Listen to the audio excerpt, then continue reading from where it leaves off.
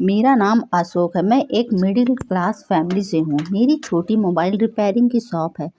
मेरे घर वालों ने मेरी शादी एक लड़की से तय कर दी। लड़की हमारे दादा के पास के गांव की थी। लड़की के माता पिता नहीं थे। उसे उसके मामा और मामी ने पाल कर बड़ा किया था। घर वालों को लड़की पसंद आ गई थी। मैंने शुरुआत में टालने की कोशिश की। मुझे इस बात से थोड़ा एतराज़ था कि लड़की गांव की है, लेकिन मेरे घर वालों के आगे मेरी नहीं चली। मेरी शादी उसी से होना तय हो गई।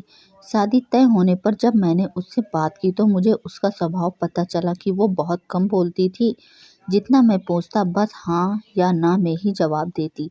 मैंने कई बार पूछा कि तुम इतना ही बोलती हो या मेरे सामने शर्मा रही हो। फिर उसकी तरफ से वही चुप्पी होती। उसके मामा और मामी भी कहते हैं कि हमारी लड़की बहुत सीधी और कम बोलती है। मुझे भी उसकी यह बात धीरे धीरे पसंद आने लगी। हमारी शादी करवा दी गई। शादी अच्छे से हो गई थी। शादी के बाद सुहाग रात का समय आ गया। मैं अब अपने जीवन की एक नई शुरुआत करने जा रहा था, जिसके लिए मेरे मन में कई विचार थे। इतने दिनों तक बात करने पर मैं उसका स्वभाव समझ गया था, इसलिए मैं जानता था कि मुझे क्या करना है। मैंने उससे पहले बातों में कि वो अभी भी बस मेरी बातों का हाँ और ना में ही जवाब दे रही थी। काफ़ी समय से मैं उसकी बात कर रहा था। मैंने उससे पूछा मैं उसे पसंद हूँ। वो हाँ कहती। थोड़ी घबराई हुई लग रही थी। थोड़ी देर बाद उसे पसीने आने लगा। मैंने कहा क्या हुआ, तुम ठीक हो तो? वो बोली कुछ नहीं, थोड़ी घबराहट सी हो रही है। मैंने उसे कहा कि तुम आराम करो, बहुत थक गई होंगी। शादी की दौड़ भाग में ठीक से नींदें पूरी नहीं हो पाती हैं। इस कारण थकावट से ऐसा हो रहा होगा, मैंने सोचा। मैंने उसे यह कहकर कमरे की बत्ती बुझा दी और मैं भी बिस्तर पर लेट गया। मैंने उसका हाथ पकड़ा। वो घबरा के मारे कांपने लगी थी और पसीना तेज हो रहा था। वो उठकर बिस्तर पर बैठ गई। मैंने कमरे की बत्ती ऑन की। उसकी हालत खराब थी। मैंने पूछा क्या हुआ, कुछ दवाई लेकर आना है? उसके इस तरह से बर्ताव करने पर मैं भी थोड़ा सा डर गया था। कमरे से एक खिड़की थी जिसको खोलने पर बाहर की रोड की लाइट हमारे कमरे में आती थी। वो खिड़की के पास हवा लेने की खड़ी हो गई। वो कहीं खड़ी रही। मुझे कहा कि आप सो जाओ, मैं ठीक हूँ। मैं थोड़ी देर बाद सो गया। सुबह जब मैं उठा तो वो कमरे में नहीं थी।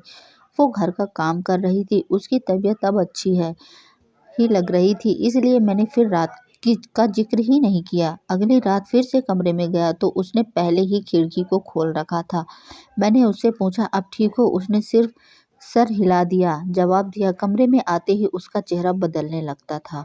एक अजीब सी घबराहट उसके चेहरे पर आ जाती थी। उससे कुछ पूछना हो तो कहीं और ही देखती, कुछ और ही सोचती रहती थी। उस रात भी मैंने कहा कि तुम्हारी तबीयत ठीक नहीं लग रही है, तुम आराम करो। मैंने फिर कमरे की बत्ती बुझाई और बेड की ओर आया तो उसकी खिड़की खोली और उसके पास खड़ी हो गई। मैंने अब उसे कुछ नहीं कहा। मैं अपने बेड पर सो गया। मुझे अब लगने लगा कि सब कुछ ठीक नहीं है, कुछ बात है जो यह छिपा रही है। रात में घबराने वाली लड़की सुबह ठीक लगती थी। सुबह उसके चेहरे पर कोई घबराहट नहीं होती। रात को 8 बजे में खाना खा रहा था।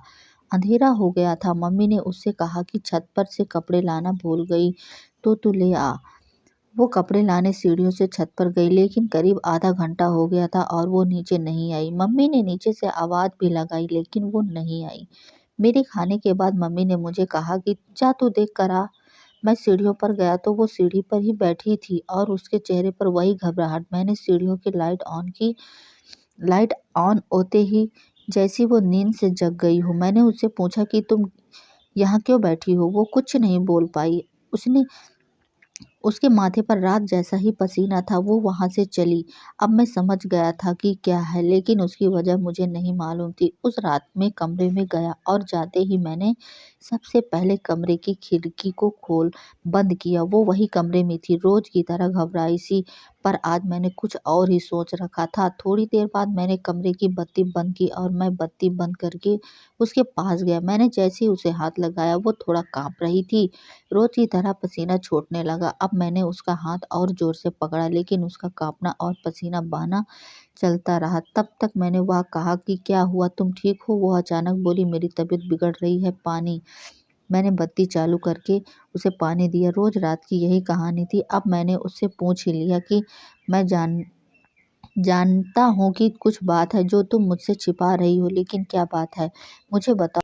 मुझे पता है, लेकिन मैं तुम्हारे मुंह से सुनना चाहता हूँ और उसकी वजह मैं जानना चाहता हूँ।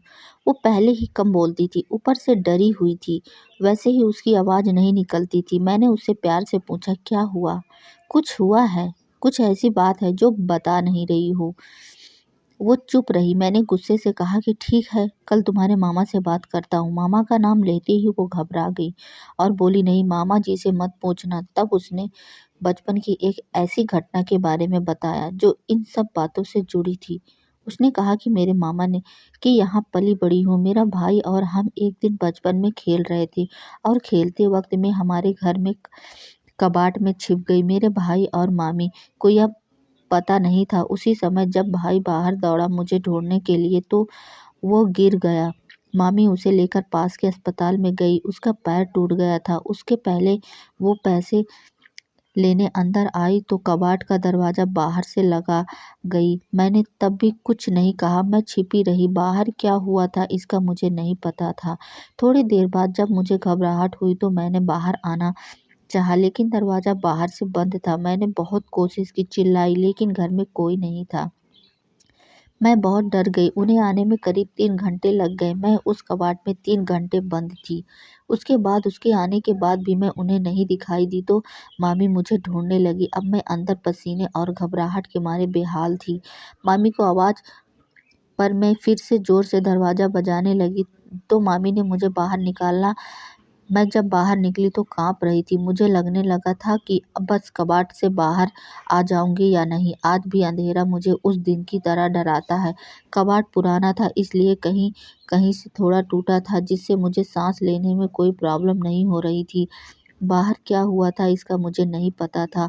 मैं जब बाहर आई तो मुझे पता चला कि इतने समय तक अंदर क्यों बंद थी।